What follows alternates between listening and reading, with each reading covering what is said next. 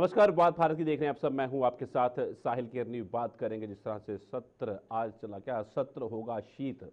प्रधानमंत्री ने तो साफ तौर पर यह बात कही है, पर सत्र के दूसरे दिन यानी 26 नवंबर को संविधान दिवस को अपनाने की 75वीं वर्षगांठ पर संविधान सदन के सेंट्रल हॉल पुरानी संसद में विशेष कार्यक्रम होगा। 19 सितंबर 2023 से संसद का पूरा कामकाज नई संसद से ही चल रहा है। संविधान सभा ने 26 नवंबर 1949 को संविधान को अपनाया था। संविधान 26 जनवरी 1950 को लागू हुआ था। 75वीं वर्षगांठ पर सिक्का और डाक टिकट जारी किया जाएगा। साथ ही संस्कृति और मैथिली में संविधान की कॉपी भी रिलीज की जाएगी। पर उन सब के बीच में आपको बताएं कि जिस तरह से संसद सत्र स्थगित कर दिया गया परसों तक के लिए, और चाहे बात राज्यसभा की हो चाहे वो लोकसभा की हो, दोनों ही सत्र जो थे वो स्थगित कर दिए गए। और इसमें अहम बात यह है कि इन शीतकालीन सत्र के दौरान जो विधेयक पास होने की उम्मीदें हैं वो कौन से हैं, वो आपको बताते हैं ग्राफिक्स के माध्यम से। शीतकालीन सत्र के लिए वो प्रस्तावित प्रमुख विधेयक लोकसभा में वक्फ संशोधन विधेयक और मुसलमान वक्फ विधेयक समेत 8 विधेयक लंबित हैं। एक देश एक चुनाव विधेयक इस संसद सत्र में पेश करने की उम्मीद कम।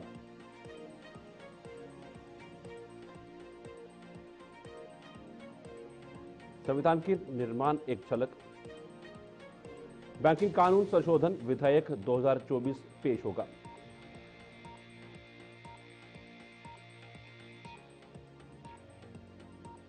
के दौरान सरकार पंजाब कोर्ट संशोधन विधेयक करेगी पेश।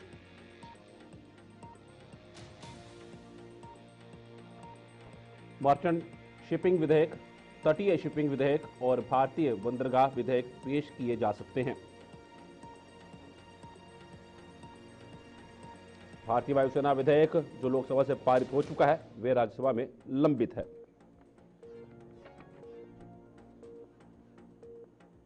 लोकसभा में वक्फ संशोधन विधेयक और मुसलमान वक्फ विधेयक समेत 8 विधेयक लंबित हैं। एक देश एक चुनाव विधेयक इस संसद सत्र में पेश करने की उम्मीद कम है। चलिए रुक करेंगे। हमारे साथ 3 खास मेहमान हमारे साथ जुड़ के हैं। दिनेश सिंह है, राजनीतिक विश्लेषक हैं। डॉक्टर परमवीर सिंह है, राजनीतिक विश्लेषक हैं।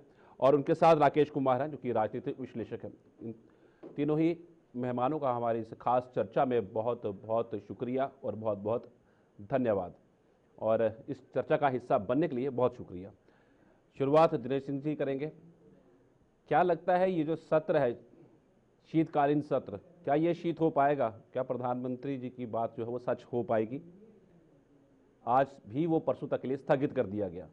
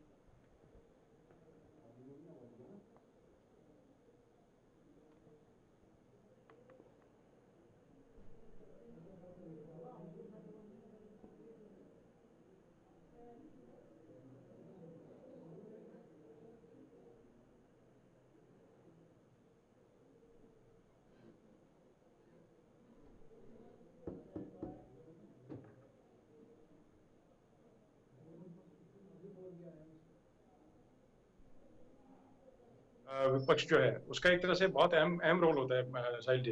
क्योंकि जैसे कोई भी चीज अगर आ रही है तो एक तरफा नहीं हुआ करती है। जैसे पक्ष जो है अपने तरीके से बातों को रखता है और पूरी जैसे कि पुख्ता चीजों के साथ में, जैसे कि पूरी स्टडी के साथ में, और उसके जो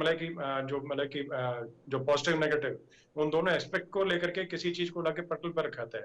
प्रतिपक्ष की ड्यूटी होती है कि उसमें चीजों को ला करके, अगर कोई चीज उसमें अगर कमी अगर बेशक है उसमें एडिशन करना है तो भी, और जैसे कमी है तो उसके बारे में भी चीजें जो है उनको ला करके सामने रखे। लेकिन उस चीज को लेकर के कहीं ना कहीं अगर है कि विपक्ष जो है अगर नदारद रहता है तो वो चीज ठीक ठाक नहीं समझता मैं इस चीज को लेकर के। क्योंकि कहीं ना कहीं इनको अपनी ड्यूटी जो समझनी पड़ेगी। जनता बार बार इनको नकारी, जैसे कि 80 से ऊपर, जैसे पीएम मोदी जो है उन्होंने भी इसी का जिक्र किया कि 80 से ऊपर जो मतलब बार जो है वो फेलियर इनका हो चुका है बार बार, जैसे कि जो जैसे कि जनता के बीच में जाते हैं और वहां से होकर के प्रदेश के जैसे कि जो चुनाव उसमें हो गए, निकाय चुनाव हो गए, उसका जैसे कि लोकसभा के अंदर भी करारी शिकस्त देखने को मिली।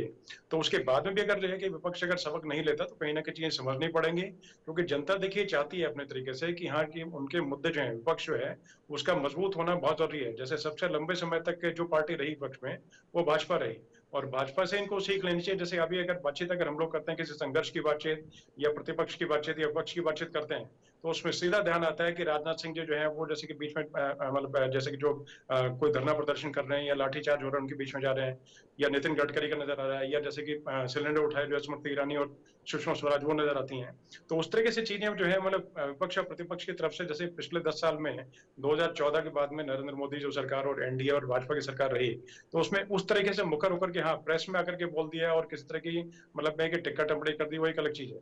लेकिन इसके अलावा कहीं ना कहीं आपस की इनकी फूट होगी साहिल जी, और दूसरा मुद्दों को उस तरीके से जनता के बीच में सकारात्मक रूप से नहीं रख पाए। और ज्यादातर जो संसद में सर शोर मचाने का काम, शोर देखिए कि ऐसा है कि अगर अगर वो पहले पॉजिटिव अगर जैसे होती है चीजें तो वो फिर डिबेट बनती है, लेकिन पॉजिटिव नहीं होती तो सिर्फ शोर रहता है। शोर किसी के काम का नहीं होता, वो सिर्फ एक तरह से पोल्यूशन फैलाने का काम ही करता है, और उससे किसी का भला या मतलब कोई फायदा होने का काम नहीं होता। तो कहीं ना कहीं जाकर के इनको देखना चाहिए कि आपका जो पैसा आपको जो सैलरी के रूप में जैसे कि सांसद है उनको जो मिल रहा है, या जैसे कि उनको भत्ते के रूप में जो मिल रहा है, और जो आप पेट्रोल और डीजल जो खर्च करके वहां पर जा रहे हैं, वो सब जनता के पैसे का है।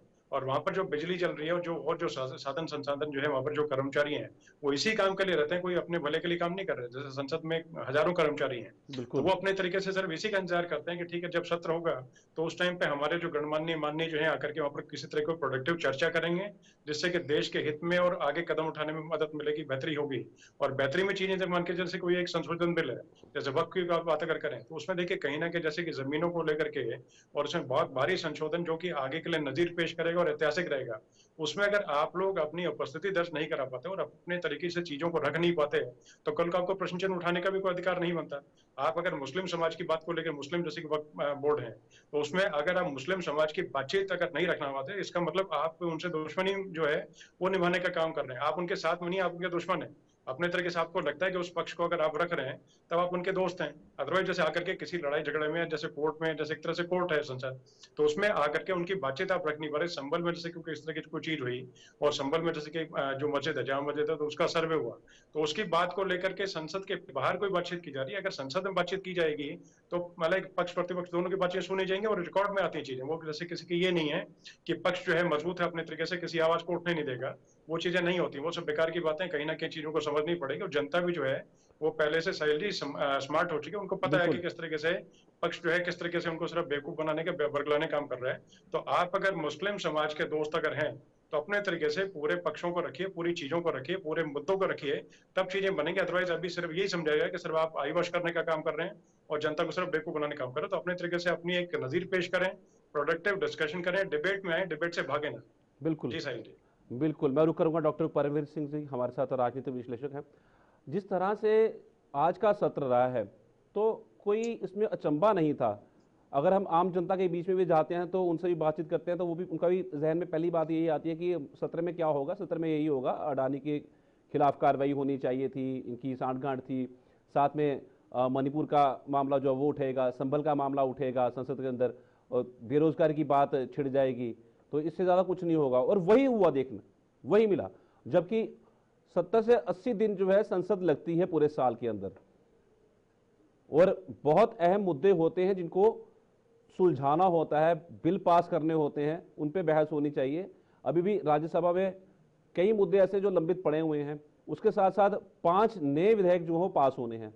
एक छोटा सत्र है, ये भी 20 दिसंबर को खत्म हो जाएगा। तो क्या उम्मीद है इस सत्र से?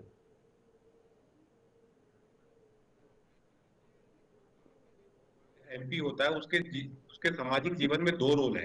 एक तो पॉलिटिकल रोल है जो वो अपनी कॉन्स्टिट्यूएंसी में करेगा, जिसके नाते से वो चुनाव जीत कर आता है या उसकी पार्टी की जो विचारधारा है। दूसरा उसका रोल बन जाता है जब वो पार्लियामेंट संसद भवन के अंदर आ जाता है, तो वो पार्लियामेंटेरियन है।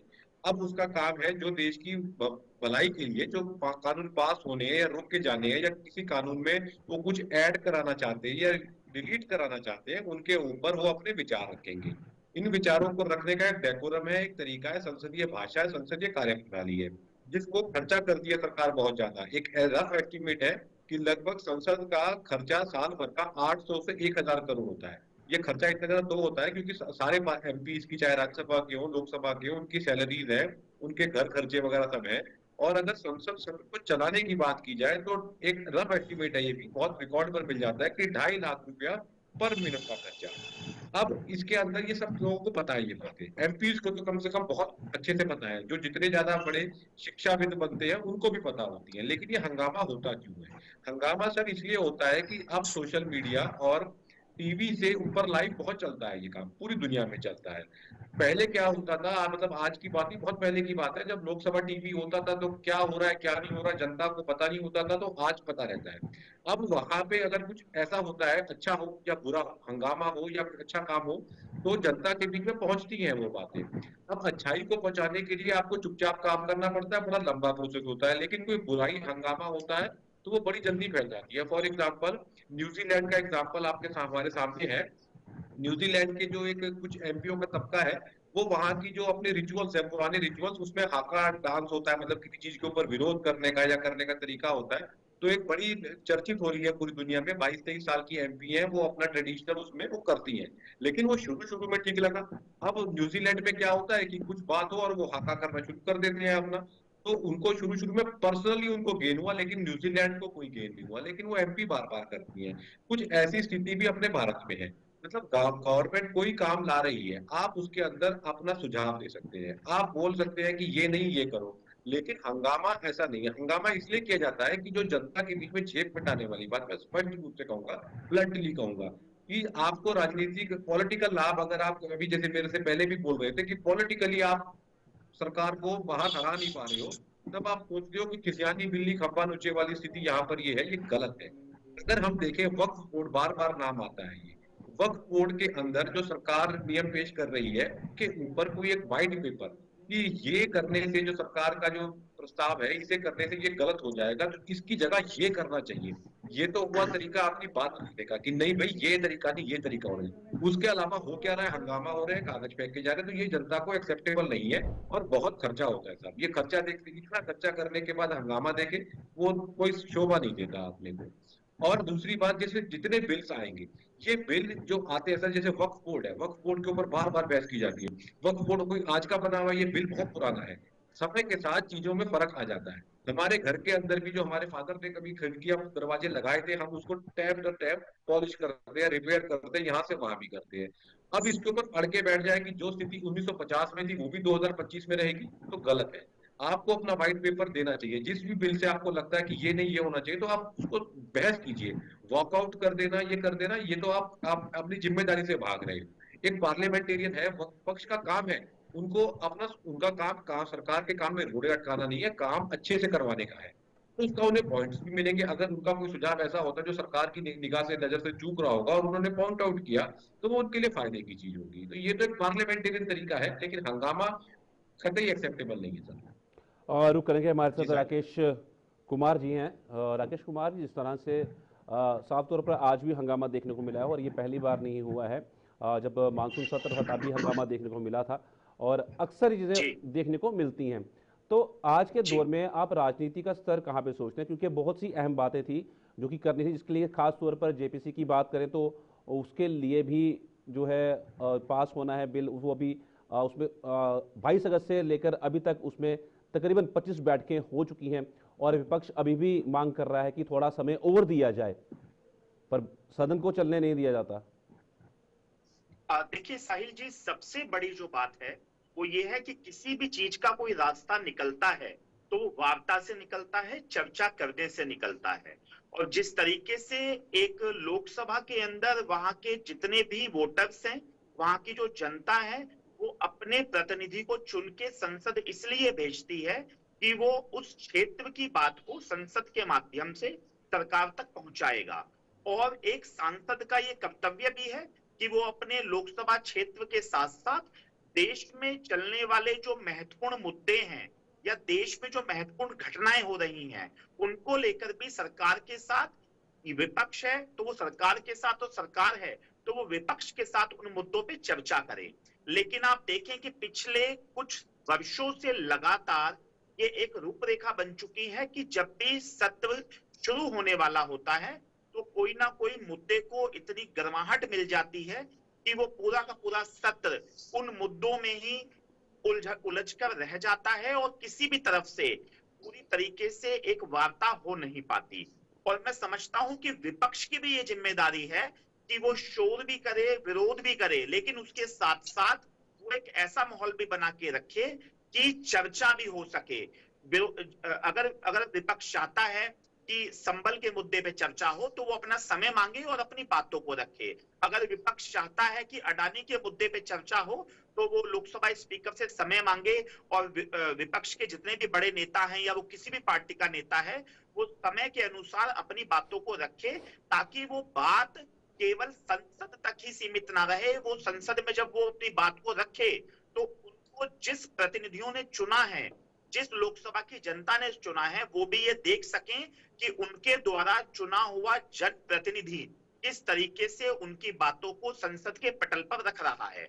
लेकिन मैं समझता हूं ये बड़ा दुर्भाग्यपूर्ण है कि जनता का जिस तरीके से अपने प्रतिनिधि को चुन के संसद भेजते हैं और संसद की कार्रवाई लगातार स्थगित होती है और उससे केवल जनता का नहीं देश का भी नुकसान होता है। तो ऐसा नहीं होना चाहिए। हाँ, ये जरूर है कि विपक्ष उसके लिए टाइम मांगे और सरकार की भी ये जिम्मेवारी बनती है, माननीय स्पीकर महोदया की भी जिम्मेवारी बनती है कि स्पीकर महोदया भी सभी को, चाहे वो विपक्ष हो चाहे वो पक्ष हो, उन्हें समय दें और सभी मुद्दों पे चर्चा हो। जो बिल्स पेंडिंग है उन पे भी चर्चा हो और जो महत्वपूर्ण मुद्दे हैं, जैसे कि बहुत बड़ी ये घटना जिस तरीके से संभल में हुई, इस पे बहुत बड़ा जांच का विषय है कि इतनी बड़ी घटना किस तरीके से हुई, कौन लोग इसमें लिप्त हैं, और जो भी लोग इसमें लिप्त हो उनके खिलाफ सख्त से सख्त कार्रवाई करनी चाहिए। ऐसे ही अडानी का मुद्दा है, अडानी के मुद्दे पे भी अगर विपक्ष चाहता है तो सरकार को क्या आपत्ति हो सकती है? सरकार कहे एक बार चर्चा करो।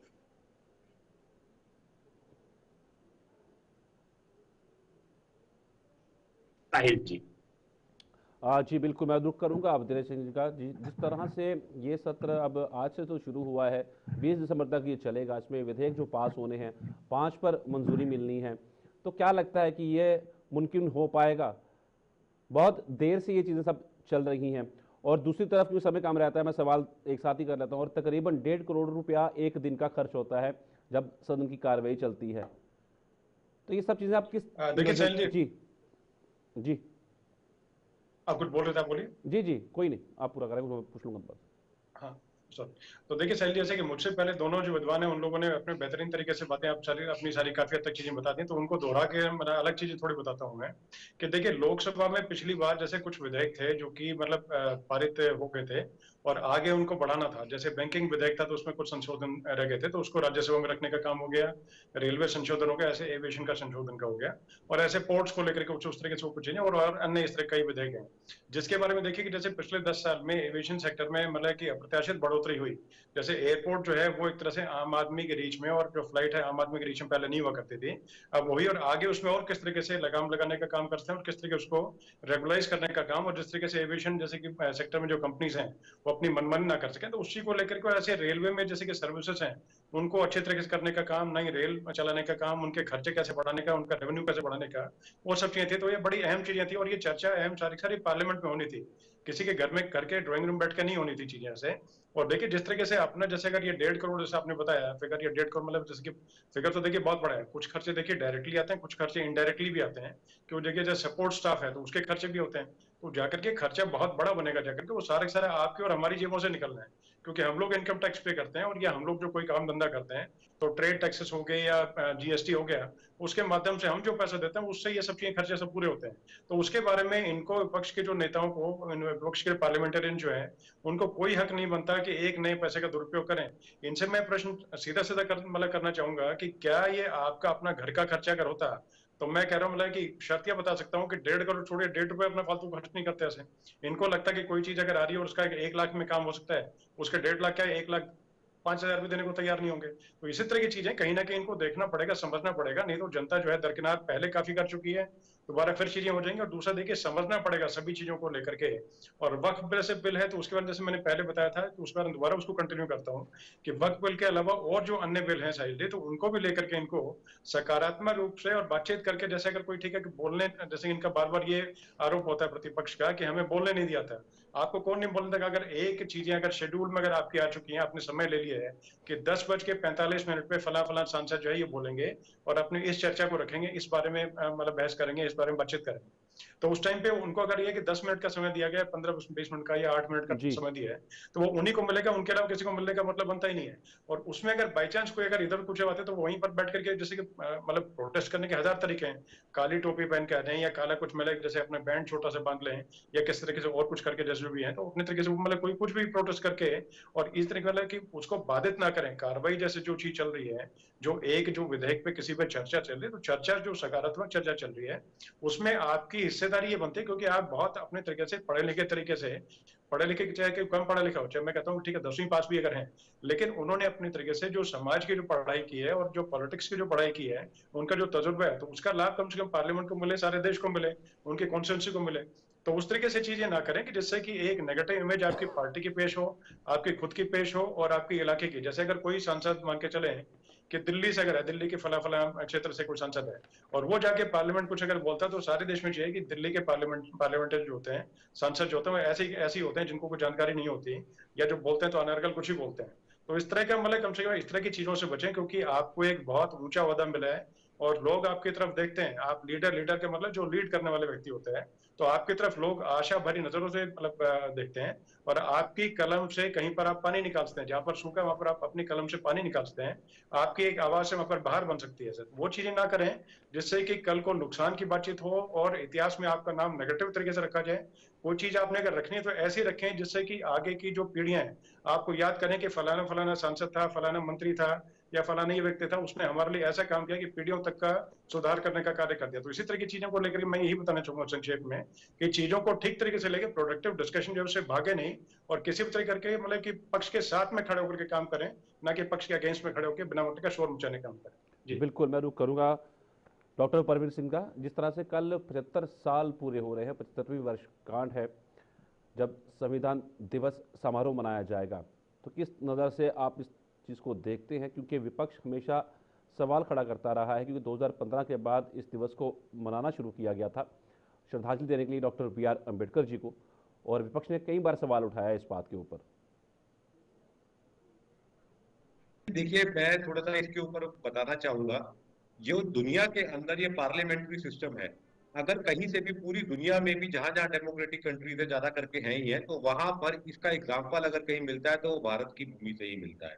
अगर हम छोटा सा एग्जाम्पल जाए तो महाभारत काल में भी प्रतिनिधि सभा होती थी, जहां बैठकर बड़े बड़े मसलों के बारे में बात होती थी, या महाभारत का युद्ध हुआ था तो उससे पहले प्रतिनिधि सभा वहां बैठी थी। उसके बाद अगर हम डॉक्यूमेंटेड हिस्ट्री के ऊपर आए, तो चोल साम्राज्य, राजा चंद्रगुप्त का साम्राज्य, वहां भी पार्लियामेंट्री सिस्टम होता था, प्रतिनिधि सभा बैठती थी, बातें करती थी। लंबा इतिहास है, मतलब अभी डिबेट में टाइम तो कम है, बता नहीं सकते उस बारे में। जी। तो ऐसी स्थिति में, और डॉक्टर BR अम्बेडकर जिन्होंने हमारे कॉन्स्टिट्यूशन को एक कॉन्सेप्टलाइज किया, पेन से लिखा, मतलब हमारा इतना दिया, उनके सम्मान में ये होना बहुत जरूरी था। वास्तव में तो ये दिन दिवस जब हम आजाद हुए तो तब से पहली पार्लियामेंट जब लगी थी तभी से होना चाहिए था, लेकिन देर आए दुरुस्त आए, अब भी हो रहा है तो अच्छा होना चाहिए।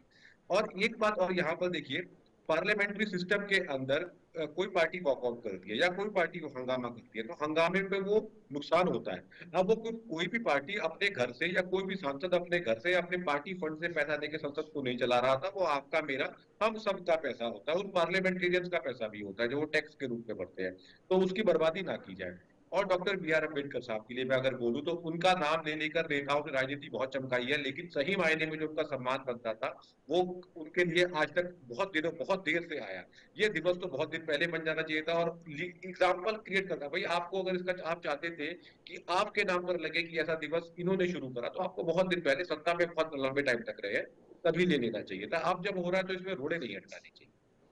जी ठीक है, मैं रुख करूंगा राकेश कुमार जी का, क्योंकि मेरा समय कम है और मैं इनसे भी यही जिक्र करना चाहूँगा। विपक्ष हर बार सवाल उठाता रहा कि संविधान दिवस को लेकर, जब 26 जनवरी 1950 में ये हुआ, संविधान लागू हुआ, तो वो दिवस मनाया जाता है हमेशा, तो इस दिवस को खास तौर पे क्यों मनाने की जरूरत जो है वो पड़ी? देखिए साहिल जी, हिंदुस्तान के अंदर, राजनीति के अंदर हर एक मुद्दे को कहीं ना कहीं उसका राजनीतिकरण किया जाता है। जिस तरीके से 26 जनवरी 1950 में भी संविधान हमारे देश को अपना संविधान मिला, और जिस तरीके से कल भी संविधान दिवस मनाया जाएगा, तो मेरा तो व्यक्तिगत मानना यह है कि हर एक दिन संविधान दिवस है, क्योंकि सब कुछ हमारे देश में कानून के अंतर्गत होना चाहिए, जो कानून के अंतर्गत होता है, और सबको सभी के अधिकार संविधान के द्वारा ही दिए गए हैं। तो अगर सही मायनों में माना जाए तो हर दिन संविधान दिवस है। हालांकि हर एक मुद्दे को विपक्ष पॉलिटिकल स्टंट बताता है, और जो सरकार में बैठे हुए लोग होते हैं, अगर यही विपक्ष में होते और दूसरा विपक्ष सरकार में आ जाएगा तो वो कहीं ना कहीं पॉलिटिकल स्टंट बताएगा। लेकिन मेरा मानना यह है कि अगर सरकार भी एक संविधान दिवस मना रही है तो विपक्ष हमेशा संविधान की कहीं ना कहीं बात करता है, संविधान की किताब को हर जगह दिखाया जाता है, तो उन्हें भी बढ़ चढ़कर हिस्सा लेना चाहिए। और मैं तो ये कहूंगा संसद के सत्र में भी उनको संविधान का हवाला देकर अपनी बातों को रखना चाहिए, और जो ताकि संसद की कार्रवाई ठीक से चल सके। और संविधान दिवस मैं समझता हूं हर दिन संविधान दिवस है। धन्यवाद दिनेश सिंह जी, आपका भी, डॉक्टर परवीर सिंह जी आपका भी, राकेश कुमार जी आपका भी, राजनीतिक विश्लेषक हमारे साथ जुड़े थे, और बड़ी खास चर्चा हुई इसी बात को लेकर, क्या सत्र होगा शीत, एक अहम सवाल है। 20 दिसंबर तक चलेगा शीतकालीन सत्र, क्या कुछ खास रहेगा वो आने वाले समय में पता लग ही जाएगा। फिलहाल आज के बाद भारत में इतना ही, दीजिए इजाजत, नमस्कार।